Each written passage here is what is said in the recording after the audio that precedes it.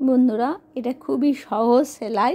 এটা প্রথমে একটা যে কোনো একটা কালার দিয়ে এইভাবে রান সেলাইয়ের মতো করে নেব। দেখুন, দেখতে কিন্তু ভীষণই ভালো লাগছে। এবার কি করব, এইটা একটা কালারের ধাগা দিয়ে বা উল দিয়ে যা খুশি আপনি করতে পারেন। এটা টেবিল ক্লথ হোক বা সুটের মাঝখানে হোক, নিচে হোক, এটা দিলে খুবই ভালো লাগে দেখতে। আর একটা কালার দিয়েই কি করব, এর ভেতরে আমি সুতোটাকে নিয়ে চলে যাব। ভীষণ দেখতে ভালো লাগে।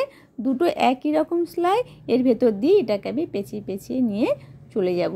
তো বন্ধুরা দেখুন, এটা আপনারা টেবিল ক্লথ হোক বা কোনো জামার হাতে হোক, স্যুটের হাতে বা পাজামার নিচেতেও এটা কিন্তু এই রান সেলাইটা আপনারা দিতে পারেন। ভীষণ সুন্দর দেখতে হয় আর খুব ইজি সেলাই, একদম বেশি টাইম লাগবে না। আমরা সাদা সিম্পল স্যুট যেমন পরি তার মধ্যে একটুখানি এইরকমভাবে যদি আমরা করে দিতে পারি, তাহলে সাধারণ কাপড়ের ওপরে একটু অসাধারণ সেটা হয়ে উঠবে। আর সবাই জিজ্ঞাসা করবে যে বা এটা কে করেছে, অবশ্যই জিজ্ঞাসা করবে। সেই জন্য একটুখানি নিজেদের মধ্যে কাজ যদি শিখে রাখা যায় তাহলে কিন্তু খুবই হেল্পফুল হয়।